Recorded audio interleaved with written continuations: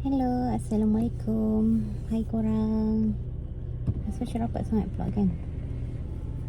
Okay, kita buat video dekat dalam kereta. Sebab rasanya dekat dalam kereta ni lebih kedap bunyi kan. So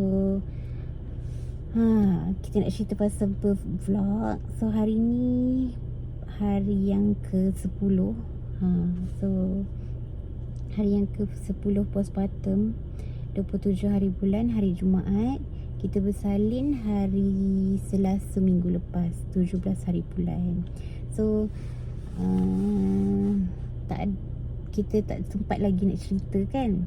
So hari ni baru rasa kuat sikit, baru ada rasa tenaga sikit, cukup tidur sikit. So barulah boleh nak bercerita dengan korang. So okay, cerita dia bermula kita 17 hari bulan adalah due date kita, 17 hari bulan 10 2023. So itu memang due date kita, cukup 40 week. So kita memang planning untuk induce. Kita dah memang kalau tak bersalin 40 minggu tu, memang nak bersalin waktu 40 minggu tu juga. Sebabnya waktu tu adalah very very crucial time lah. Sebab suami dah nak pergi ke US next weeknya. So kalau tak bersalin pada waktu 17 hari bulan tu, kita dah tak ada masa dah. Maksudnya dah takut terlewat sangat, nanti dah tak sempat ke apa ke. So nanti suami dah tak boleh nak tolong lah. Maksudnya sebab yelah, kita nak bersalin mestilah nak kena ada suami kita kan. Nak kena macam-macam perkara lah yang nak disettlekan waktu crucial time tu kan. So ni kita tunjuk date. Okay, so ini mana-mana 15, 16, 17. Ni 17 kan. 17 hari Selasa, 17 hari Selasa, 18, 19, 20, 21, 22. Kita ada masa 5 hari ni sahaja untuk kita bersalin, duduk dekat hospital. Lepas tu 3 hari 2 malam kita punya package dekat hospital tu. Lepas tu nak kena pergi KK, check baby, everything. Nak kena settlekan hal-hal rumah, semualah. Sebelum suami nak kena pergi ke US 23 hari bulan sampai 28. So 23 tu hari Isnin, 28 tu hari Sabtu.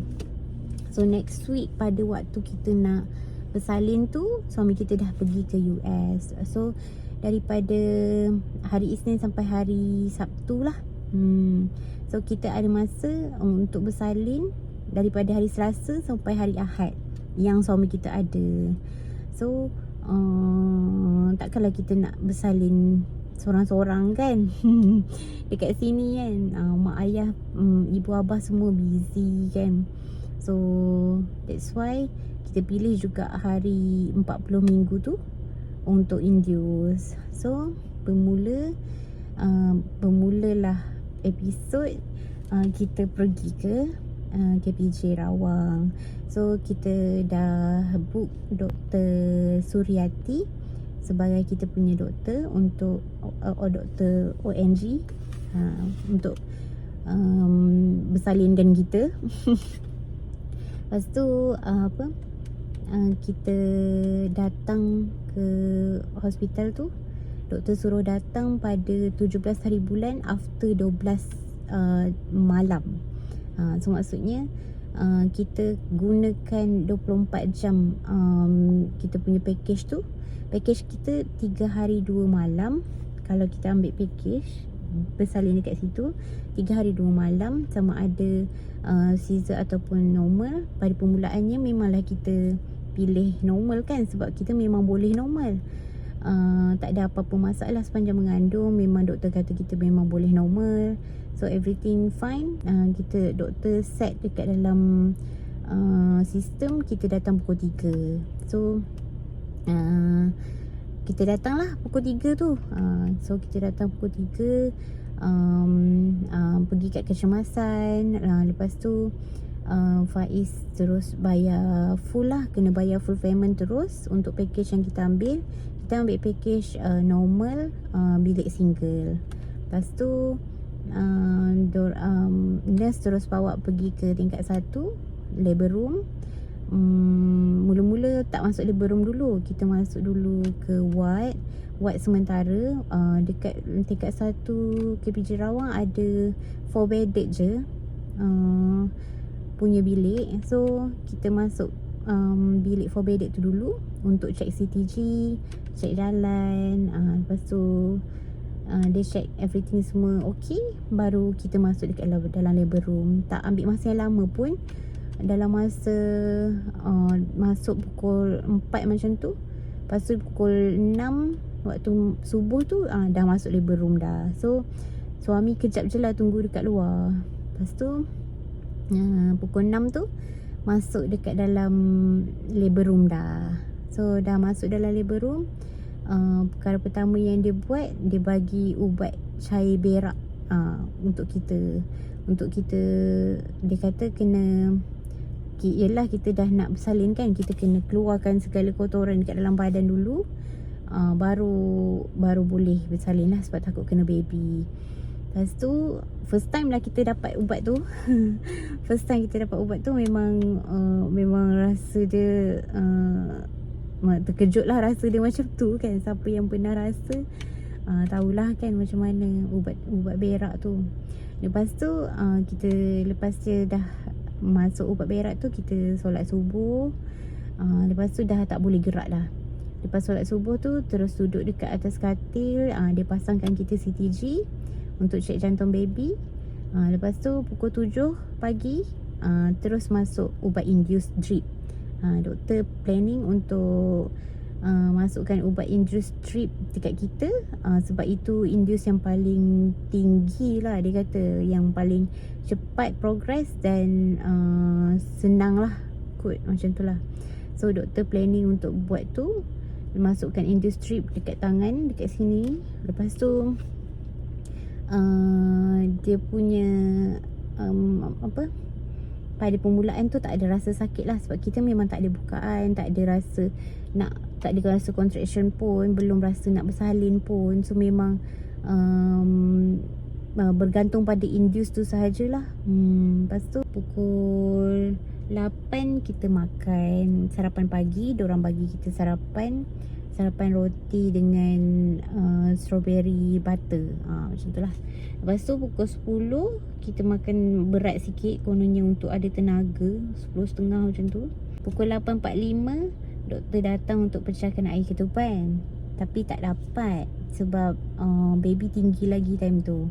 So time tu doktor kata tak apa, kita tunggu sejam lagi.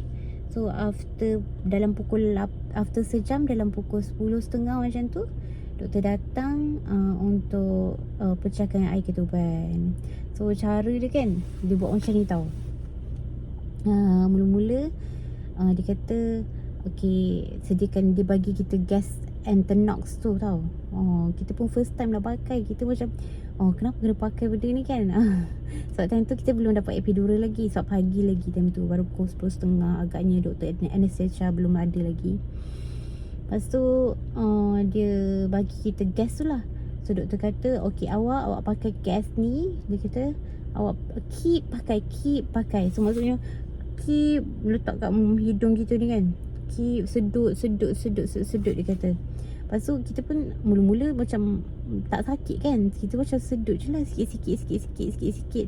Lepas tu dalam masa yang sama doktor seluk untuk pecahkan ketuban. Sebabkan kita ni belum lagi ada jalan, so doktor buka lah berjalan tu. Dia buka jalan dan dia pecahkan ketuban menggunakan jari dia sendiri, tanpa menggunakan sebarang alat. So dia betul-betul pakai sarung tangan yang colour hitam, colour biru tu, sarung tangan surgery tu. Dia seluk, dia pecahkan ketuban kita menggunakan tangan dia sendiri, macam tu. Lepas tu kita sakit gila lah, sebab benda ni jauh kan, baby ni jauh ke dalam, belum lagi turun. Lepas tu kita memang sakit gila. First time kita pakai Ethanox tu, doktor kata, pakai. Keep pakai, dia kata kan. So kita pun keep pakai lah. Kita sudut. Lepas tu dia punya efek tu macam banyak. Kita punya vision ni, kita nampak banyak. Macam tu tau. First time kita macam tu. First time. Lepas tu kira okey lah.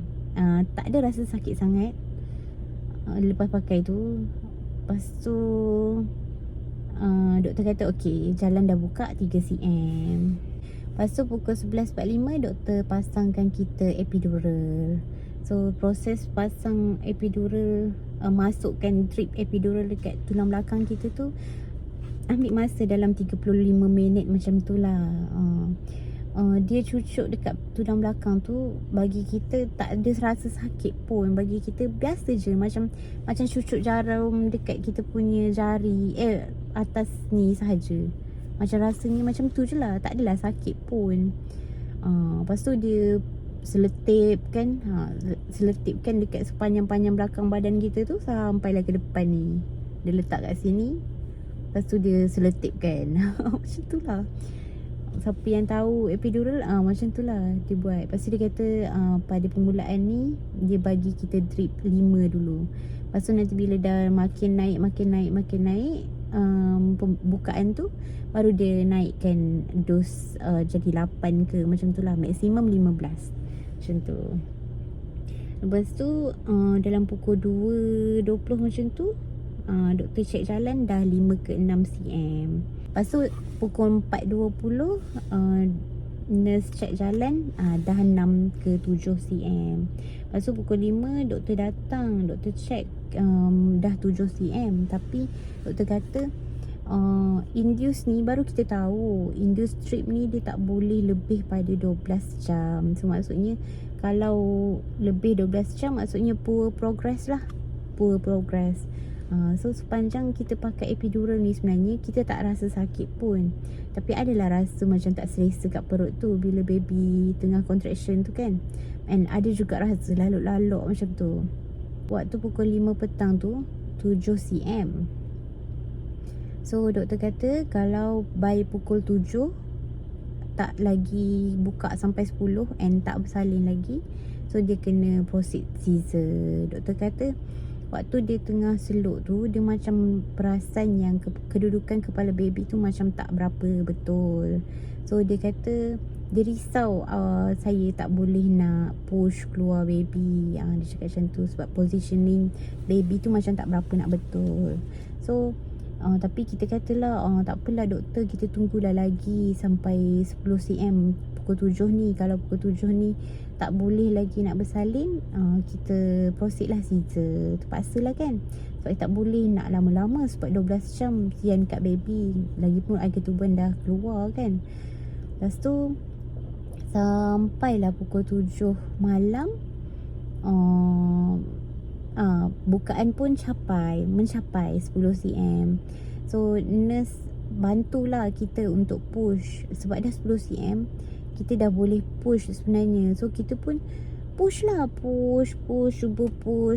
push. Memang buat banyak kali lah. Sampailah ambil masa sejam, sampai ekstra sejam, sampai pukul 8. Doktor tengok tak ada progress juga kita push tu. Lepas tu doktor kata tak boleh lah Syazah, kita dah lebih sejam ni. So maksudnya kita dah 13 jam dia kata. So kita tak boleh nak tunggu dah, kita kena caesar juga. So terpaksalah caesar. Kita sign borang caesar. Lepas tu diorang pun stopkan drip yang epidural tu, and bawa kita ke bilik OT. Bilik OT kat tingkat 2 kot rasanya. So kita kena bergerak lah daripada katil biasa ke katil OT. Waktu tu macam dia tak sakit lagi, tapi bila dia dah stop epidural tu, and contraction makin kuat, kita sakit lah. Dalam perjalanan nak pergi ke OT tu, itu dah memang maha hebat punya contraction. Doktor kata sebenarnya walaupun dia stopkan drip tu, tapi sebenarnya ubat epidural tu masih ada dekat dalam badan kita. Kalau kita tak rasa sakit, kita tak sepatutnya rasa sakit yang teruk tu, kata doktor. Itu adalah 20% je sebenarnya apa yang awak rasa, dia kata. Sebab awak masih ada ubat epidural dalam badan awak. Tapi sakit dia lagi sakit waktu kita nak bersalingkan Haris. Macam tu. Maybe I tak sure lah, maybe sama. Tapi disebabkan Haris dia boleh keluar, yang ini baby ni tak boleh keluar. Nah, faham tak? Untuk contraction duk tolak baby, duk tolak kan, tapi tak boleh keluar. So itulah apa yang kita rasa waktu sepanjang perjalanan daripada labor room nak pergi ke OT, naik lift, diorang tengah prepare sepanjang-panjang tu. I think adalah dalam 30 minit ke 40 minit ke proses tu kan. Sepanjang-panjang tu lah kita menahan sakit yang maha hebat. Ya Allah, sakit sangat-sangat. Kita nak muntah tau sebab epidural tu kan. Tapi tak boleh nak muntah sebab kita baring flat. So bila baring flat, tak keluar air tak keluar muntah tu tau. So itu dah satu hal. Lepas tu memang sangat-sangat sakitnya. Sakit yang tak boleh dibendung, terlampau sakit sampai kita tak boleh buka mata. Kita betul tutup mata je, macam tu je. Memang menahan sakit sangat-sangat. Lepas tu doktor pun macam risau lah kat kita kan. Lepas tu masuk je bilik OT. Doktor bius tu lambat masuk tau. Kita tak sure lah dia lambat masuk ke ataupun dia memang masuk time tu. Faham tak? Masuk time yang dah settle kebaikan meh tu semua. Tak sure. Tapi dia bagi kita dia sangat-sangat lambat lah sebab kita tengah sakit kan. Memang masa saya cakap lah, mana doktor bius, tolong, saya sakit, macam tu kan. Lepas tu kita dengar lah nurse tu call doktor bius tu. Dia kata, ni tengah sakit sangat ni. Lepas tu macam dengar arahan, okey awak masukkan drip. Kan drip in epidural boleh sampai 15 paling tinggi. So mula-mula dia masukkan 9. Lepas tu saya macam, sakit lagi saya kata kan. Lepas tu okey dia masukkan 11. Sakit lagi sakit sangat-sangat. Lepas tu dia masukkan yang maksimum 15. Sakit juga lagi. Ya Allah, tak berkesan pun buat epidural tu. Lepas tu diorang dah macam panik lah kan, tak boleh nak buat apa sebab saya sakit sangat walaupun dah masuk epidural yang paling tinggi punya dos. So barulah saya tahu sebenarnya epidural ni dia sebenarnya adalah ubat tahan sakit, bukannya ubat untuk kalau dah ada epidural boleh terus bedah. Rupanya kalau barulah kita tahu rupanya Caesar kena juga spinal. Sebab before this, waktu kita gugur, kita pernah kena cucuk spinal tu. Lepas tu doktor bius tu pun sampai, dia pun terus cucuk belakang lah, cucuk spinal. Dia kata okey kita proceed cucuk spinal. Dia kata cucuk je spinal, dalam beberapa minit terus hilang dah rasa sakit tu. Lepas tu saya nangis lah sebab macam rasa macam ya Allah, penyelamat dah sampai. Macam tu tau, penyelamat dah sampai, doktor bius dah sampai. So saya nangis sungguh-sungguh bila dah habis rasa sakit tu kan. Kita nangis sangat, sesedu-sedu kita nangis. Lepas tu bila dah start baring, lepas kena cucuk tu kan kebaring kan, baring. Lepas tu saya cakap kat doktor bius tu, doktor kenapa doktor lambat, saya cakap macam tu. Lepas dia kata tak so dia tak adalah cakap sorry ke apa. Dia kata macam sabar puan, tak apa, okey. Macam tu tau. Lepas tu dalam masa tak sampai berapa minit, tiba-tiba saya tak boleh nafas. Rasa yang tak boleh nafas, sebab maybe ubat epidural tu dah tinggi, campur lagi dengan spinal tu, kita jadi tak boleh nafas langsung. Lepas tu kita pula ada sejarah anemia. So memang darah rendah. So sepanjang proses melahirkan tu, kita kena pakai oksigen. Macam Etonox tadi tu juga, tapi dia bukan Etonox lah, dia oksigen. So doktor kena keep pegang kedap dekat kita punya hidung dengan mulut ni untuk kita bernafas. Kalau doktor tu terlepas ke, tersengit sikit ke apa ke, memang kita macam nak mati. Tak cukup. Macam tu kita. Sangat macam tolong doktor. Nak cakap pun tak boleh. Memang betul-betul macam tu. Sebab kita punya tangan, kita punya badan sampai sini dah memang semua numb. Sampai sini je. Memang semua kebas, tak rasa tangan ni. Boleh gerak tapi numb, kebas. Macam tu. So kita betul-betul sampai sini je lah dia punya rasa tu kan. Memang sepanjang-panjang proses kita memang pakai oksigen tu saja. Pakai oksigen tu pakai. Lepas tu memang kita hayal lah, macam tak aware sangat dengan kejadian kat luar. Lepas tu doktor lepas tu tak lama tu kita dengar suara baby pun dah lahir, baby nangis kan.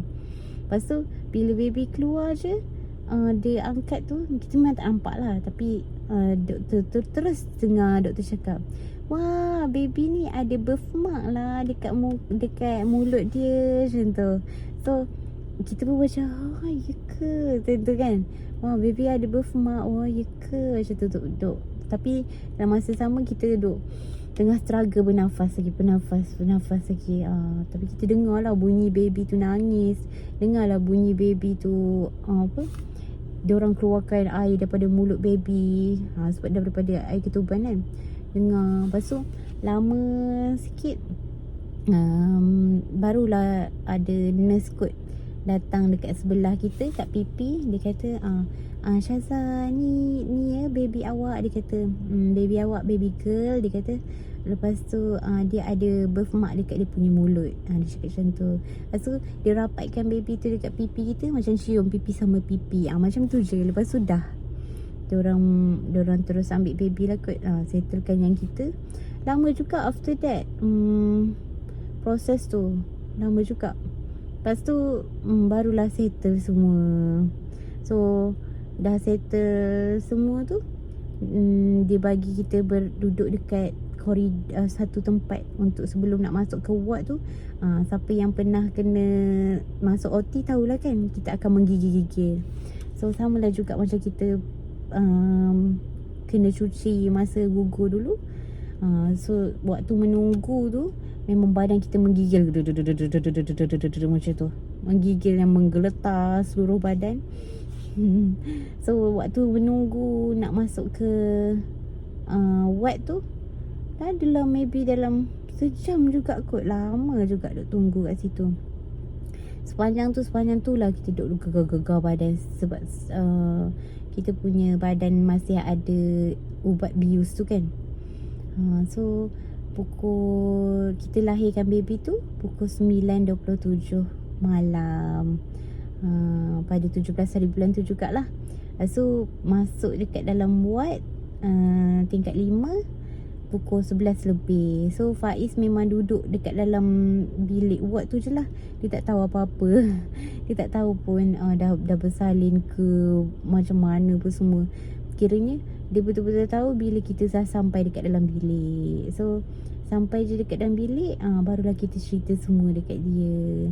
So kita pun tak jumpa lagi baby pukul 11.30 malam tu. So memang kena esok je lah jumpa, sebab kita pun lemah kan.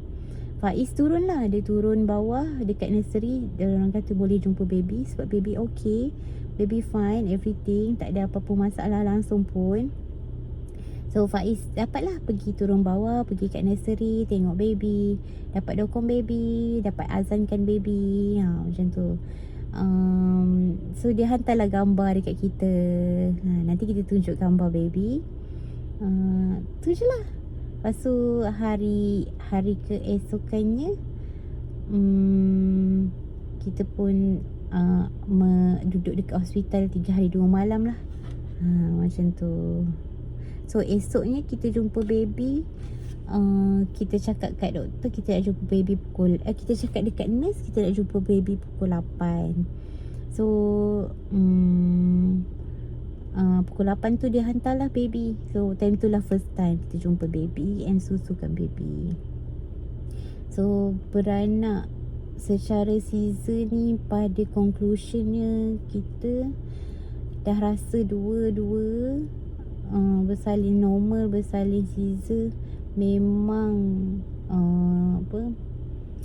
ada pro and cons lah antara dua-dua ni. Memang ada pro and cons lah. Kalau sakit kalau normal lepas bersalin kita terus kuat tau.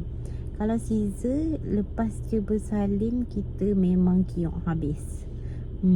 So memang kita doktor kata hilang darah waktu pembedahan tetap berapa banyak, 1.8 liter darah tumpah. Banyak. Lepas tu kita memang doktor bagi kita bed rest selama 2 hari. So 2 hari kita dekat hospital tu. Hari pertama dengan hari kedua kita tak boleh bangun, kita baring je. Hari ketiga yang waktu nak balik tu baru doktor bagi kita bangun, mandi. Memang banyak pro and cons lah. Beza lah kerajaan dengan swasta ni kan. Bagi kita sama rata. Dua-dua sama rata. Pro and cons dia. Kalau kerajaan dia akan suruh kita bangun terus kan after 6 hour. Tapi kalau swasta ni dibagi sampai 48 jam, 2 hari. Dia ikut pada condition juga. So sebenarnya kita lebih suka nak bangun cepat sebab kita dah sakit belakang sangat. Baring 2 hari weh, penat weh, sakit belakang. Tapi maybe dia nak kita betul-betul recover lah, macam tu lah. So macam tu lah. Banyak pro and cons dia lah. Dua-dua okey. Kerajaan okey, swasta okey. So dah pernah merasa bersalin normal, dah pernah merasa bersalin Caesar, dah pernah merasa bersalin kat kerajaan, dah pernah merasa bersalin dekat swasta. So alhamdulillah untuk segalanya. So itu saja kita punya birth vlog and cerita. So thank you so much. Nanti kita cerita lagi. So nanti kita cerita lagi postpartum punya story pula. Bye bye.